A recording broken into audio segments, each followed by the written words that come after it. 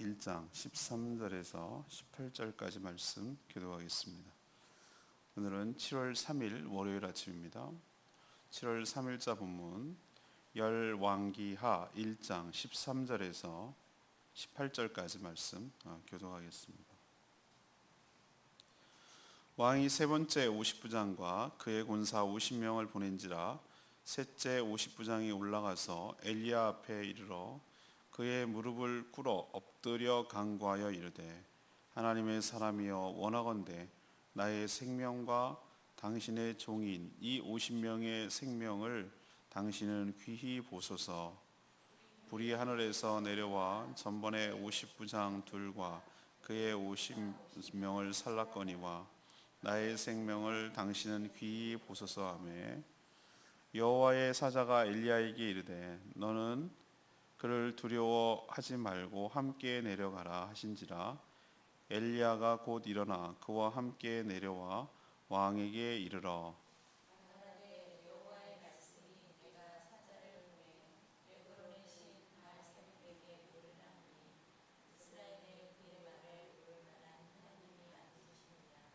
그러므로 내가 그 올라간 침상에서 내려오지 못할지라 내가 반드시 죽으리라 하셨다 하니라. 왕이 엘리야가 전한 여호와의 말씀대로 죽고 그의 아들이 없으므로 여호람이 그를 대신하여 왕이 되니 유다 왕 여호사밧의 아들 여호람의 둘째 해였더라. 아하시아가 그가 남은 사적 모든 이스라엘 왕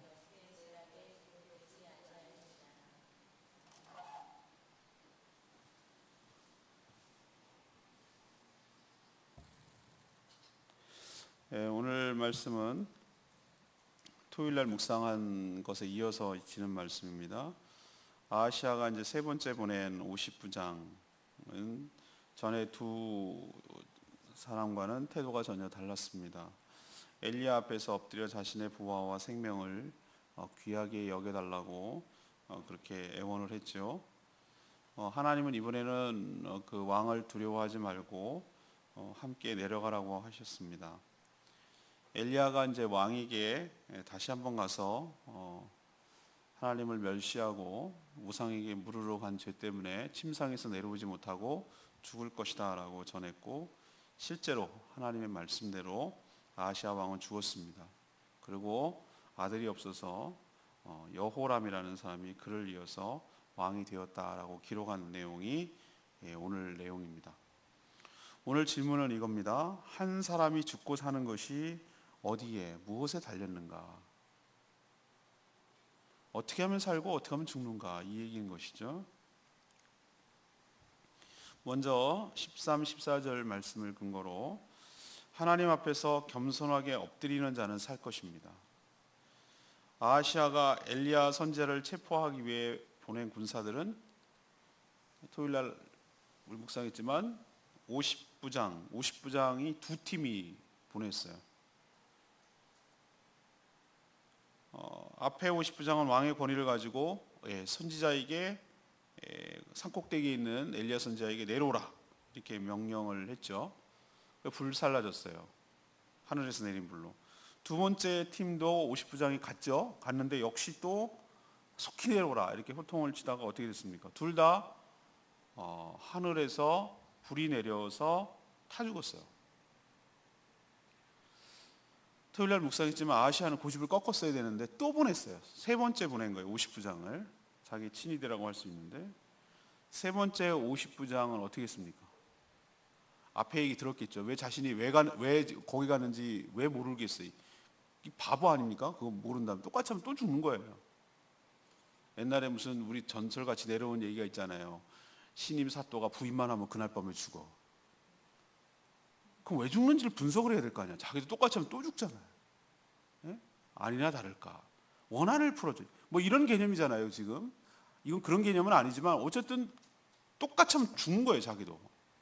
근데 세 번째 이 50부장은 달랐어요. 앞에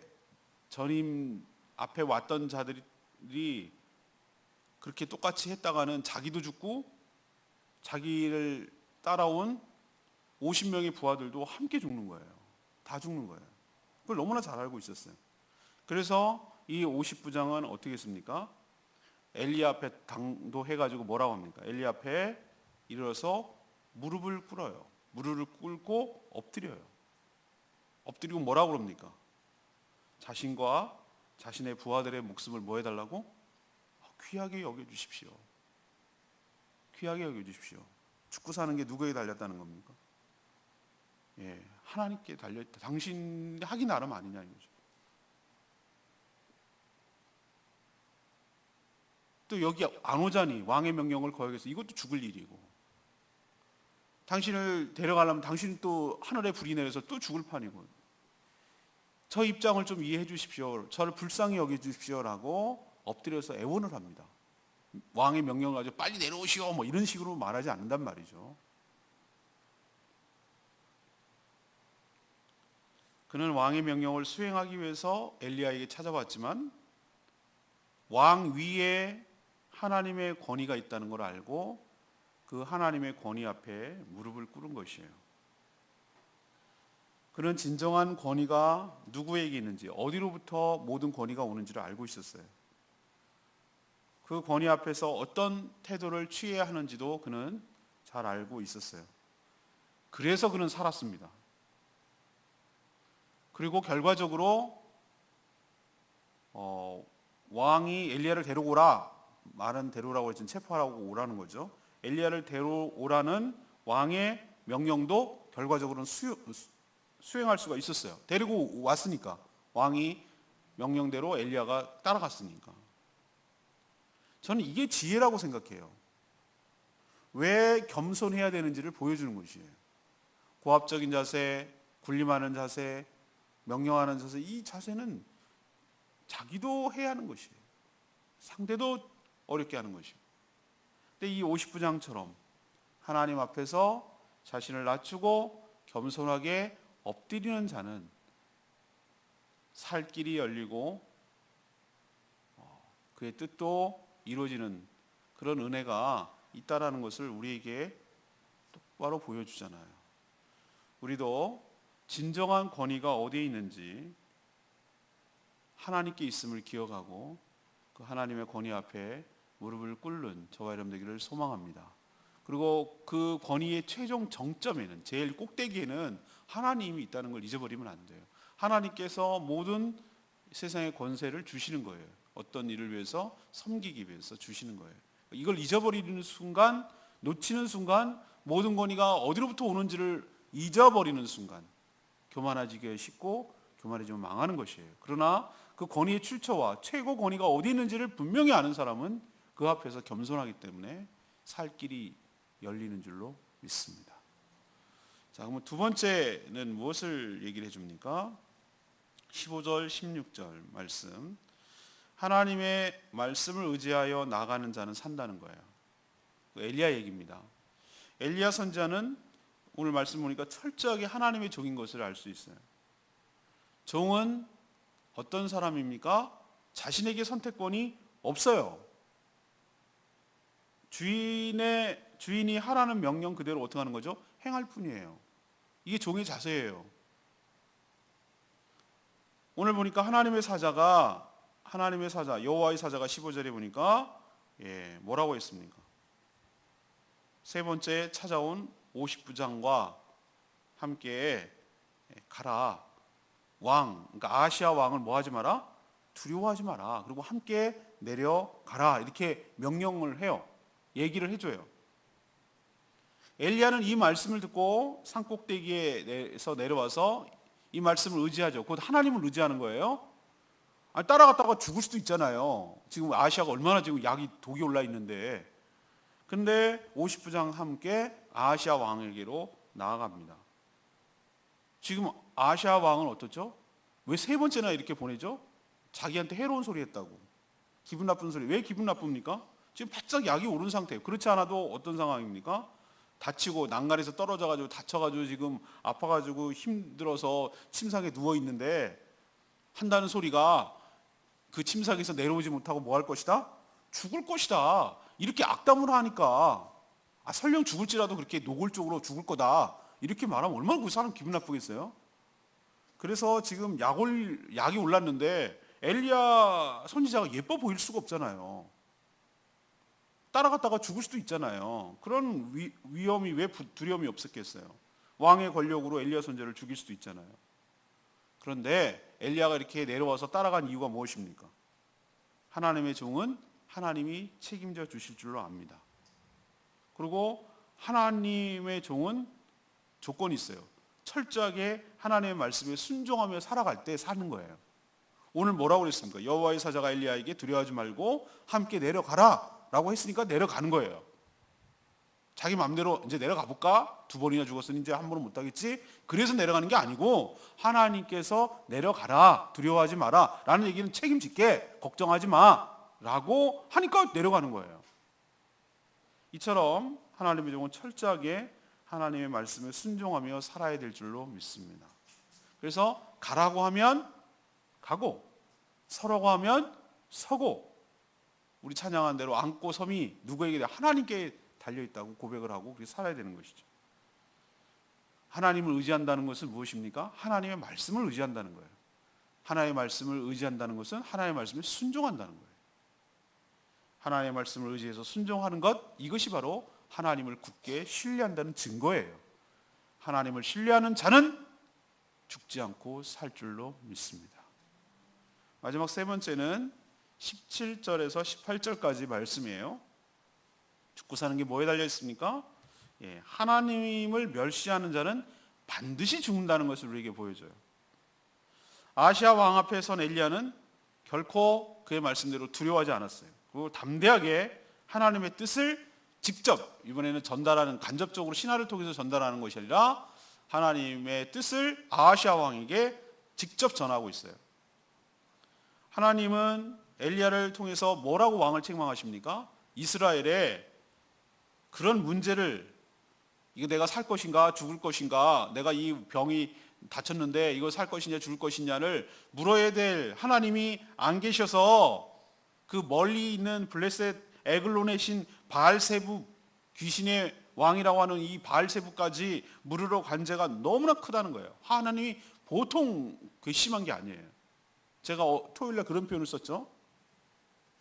자기 부모가 멀쩡히 살아있는데 옆집 아저씨한테 가서 인생을 상담하는 거예요. 어느 대학으로 갈까요? 누구랑 결혼할까요? 그러면 부모님 뚜껑 열리지 않겠어요? 얼마나 그걸 멸시하고 무시하는 태도입니까?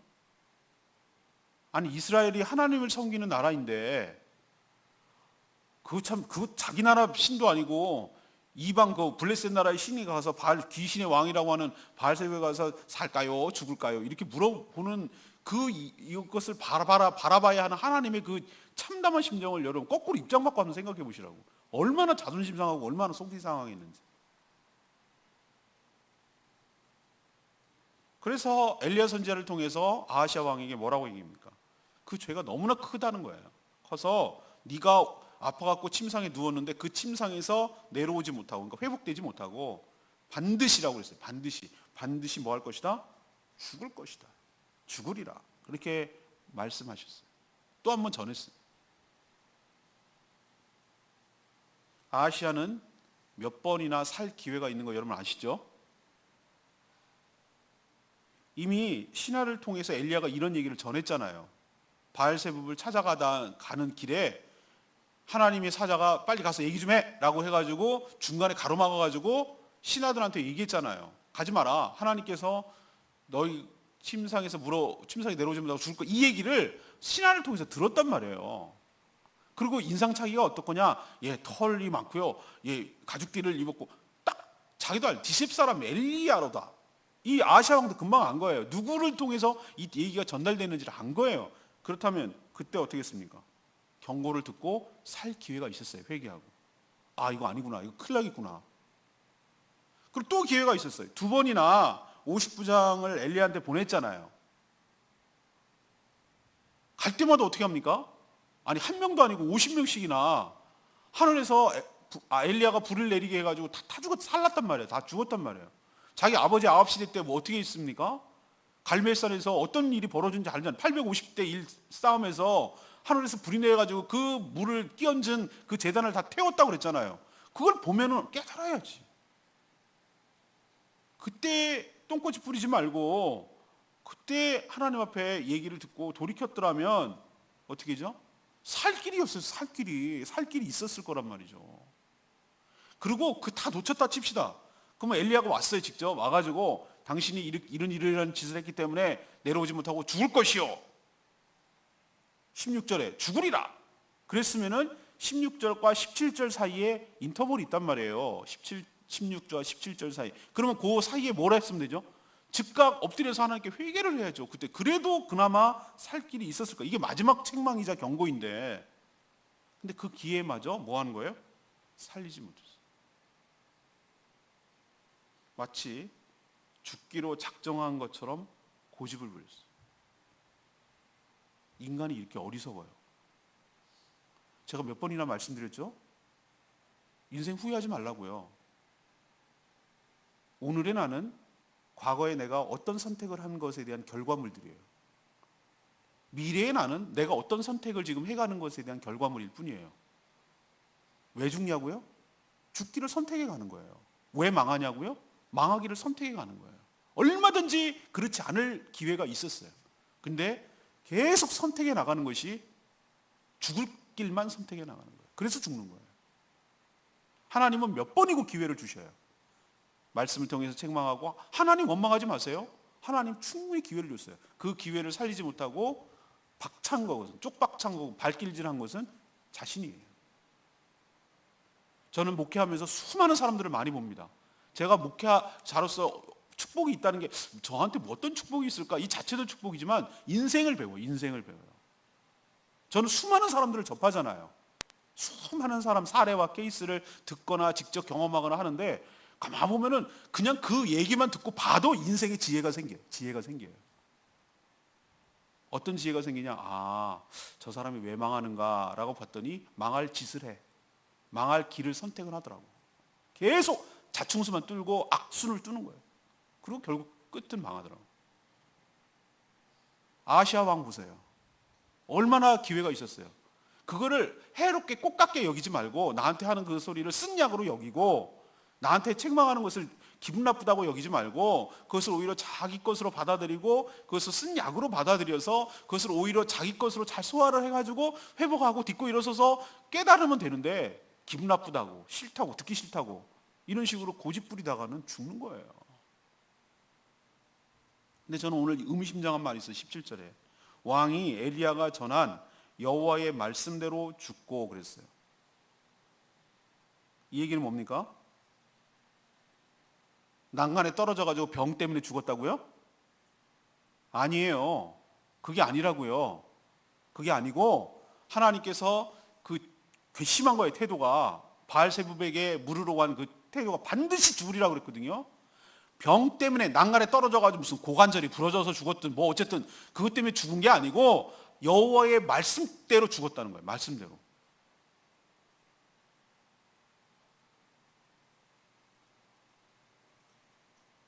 이게 무섭습니다. 여호와의 말씀대로 되는 거예요. 아들도 없어요. 인생 비참해요. 그래가지고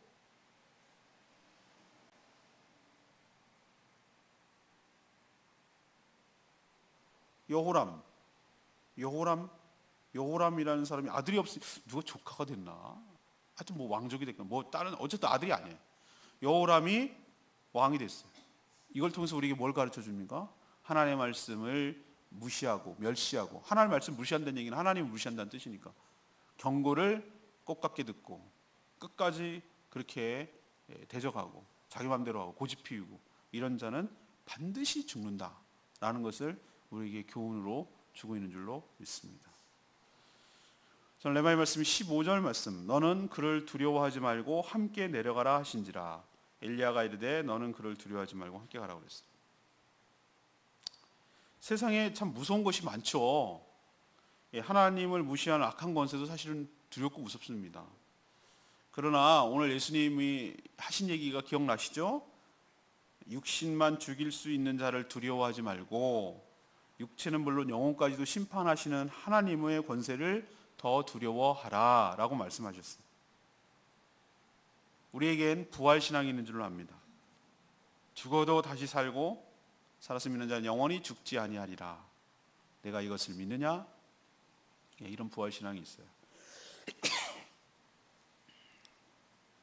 하나님의 종은 하나님이 명령하신 대로 순종하면 살 줄로 압니다.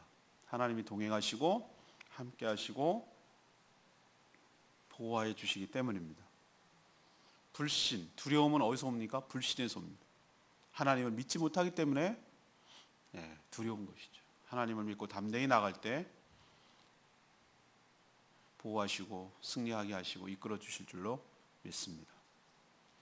오늘 세 가지 말씀드렸어요. 오늘 질문은 뭐였습니까? 사람이 죽고 사는 것 무엇에 달려있는가? 어디에 달려있는가? 어떻게 하면 죽고 어떻게 하면 사는가? 앞에 두 케이스는 사는 케이스, 마지막 세 번째 케이스는 죽는 케이스예요. 첫 번째 사는 케이스는 50부장, 세 번째는 50부장입니다. 살려주십시오.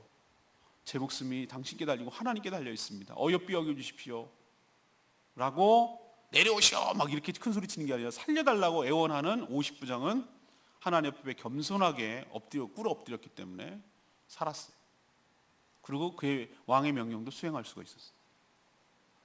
두 번째, 하나님의 말씀을 의지하면서 나가는 자는 살았어요. 엘리야 얘기예요. 여호와의 사자가 두려워하지 말고 따라가라, 내려가라 라고 해서 그때 내려갔어요. 그랬더니 큰 소리 치면서 하나님의 뜻을 전하는데도 불구하고 살았어요. 엘리야 안 죽었어요. 두려워하지 않아도 됐어요. 이처럼 하나님의 말씀을 의지하는 자는 살 것이에요. 세 번째는 이번에 죽는 케이스, 아하시아 왕이에요. 하나님을 멸시하고 끝까지 고집부리고 대드는 이런 자는 반드시 어떻게 된다? 죽는다는 것을 우리에게 보여주는 것입니다. 그러면 우리가 살 길이 어떤 것이고 죽을 길이 어떤 것인지를 분명히 우리 교훈을 통해서 배웠으니 우리 모두는 죽지 않고 하나님 앞에 죽지 않고 사는 저와 여러분 되기를 소망합니다. 오늘 말씀 붙들고 기도하기 전에 258장 부르고 기도하는 시간을 갖겠습니다.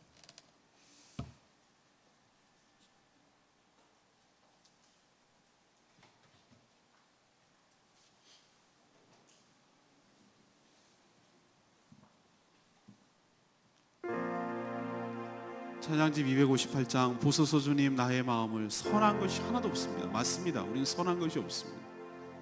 그렇지만 주님 저를 가르쳐 주시고 주님 마음 부어주셔서 주님의 뜻이 무엇인지를 분별하고 그 뜻에 순종함으로 살 길이 열리도록 은혜를 달라고 우리가 간구하고 기도해야 될 줄로 압니다.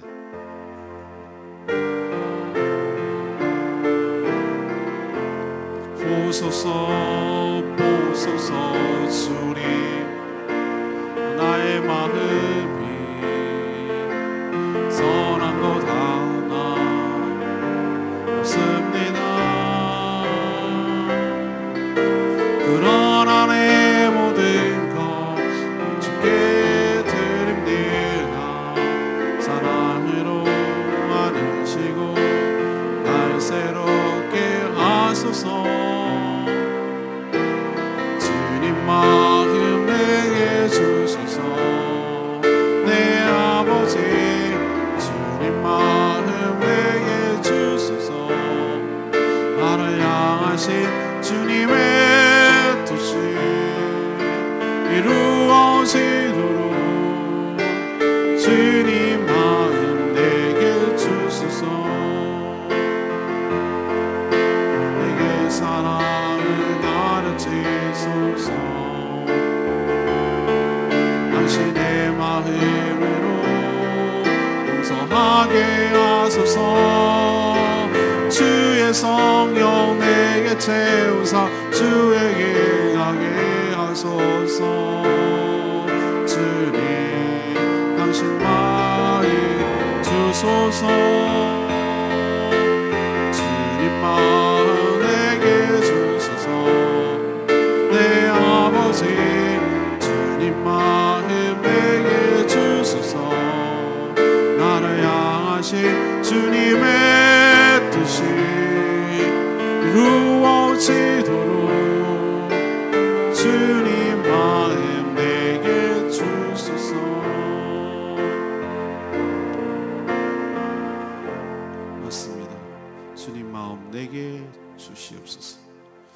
말씀을 통하여 하나님, 나에게 선한 것이 없지만 어리석은 짓 하지 않게 하여 주시옵시고, 주님 마음 부어주셔서 주님의 경고를 달게 받게 하여 주시옵시고, 살 길을 모색하게 하여 주시고, 그 하나님의 권위 앞에 순종하며 하나님의 은혜를 구하는 겸손한 저희들 되게 해달라고, 죽고 사는 것이 하나님께 달려있음을 기억하고 살 길을 선택하는 저희들 되게 해달라고 다 같이 주여 외치며 나가겠습니다. 주의 아버지, 주님 마음 내게 주소서. 내 아버지, 주님 마음 내게 주소서. 나를 향하신 주님의 뜻이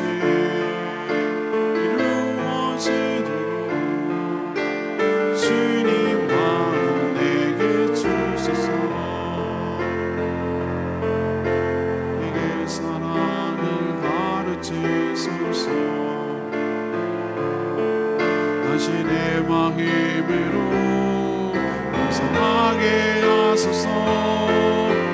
주의 성령 내게 채우사 주의 길 가게 하소서. 주님 당신 마음 주소서.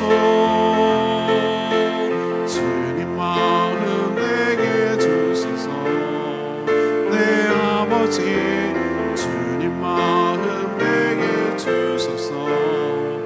나를 향하신 주님의 뜻이 이루어지도록 주님 마음 내게 주소서.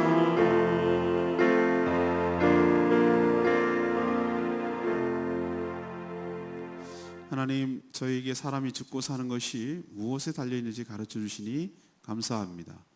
저희도 하나님 앞에서 겸손히 꿇어 엎드리게 하여 주시옵소서. 모든 생사가 하나님께 달려있음을 알고 하나님만 진정으로 두려워하며 살게 하여 주시옵소서. 하나님 말씀대로 순종하면 하나님께서 함께 하시니 두려울 것이 없을 줄로 믿습니다. 담대하게 주의 말씀을 전하며 살게 하여 주시옵소서. 그러나 아시아 방을 보면서 오만하고 고집을 부리며 그런 악행의 결과는 죽음 뿌림을 기억하게 하여 주시옵소서. 병 때문에 죽은 것이 아니라 하나님의 말씀을 거역하고 하나님의 말씀대로 죽는 것임을 깨닫게 하여 주시옵소서. 이 한 주간도 주님의 은혜로 살기를 원합니다. 고집 부리지 않고 어리석게 굴지 않고 바보 같은 선택하지 아니하고 살 길을 모색하고 살 길을 선택하는 저희들 되게 하여 주시옵소서. 하나님 앞에 간구하는 모든 기도마다 응답하여 주시옵시고, 하나님께서 우리의 삶을 책임져 주시고 선한 길로 인도하심을 경험하게 하여 주시옵소서. 마땅히 해야 될 주님의 사명을 잘 감당하는 복된 인생으로 살게 하여 주시옵소서. 주님께 모든 것 맡겨놓고 예수 그리스도의 이름으로 축복하며 기도합니다. 아멘. 이 한 주간도 주님의 은혜로 살아가는 복된 한 주간 되기를 축복합니다. 기도하겠습니다.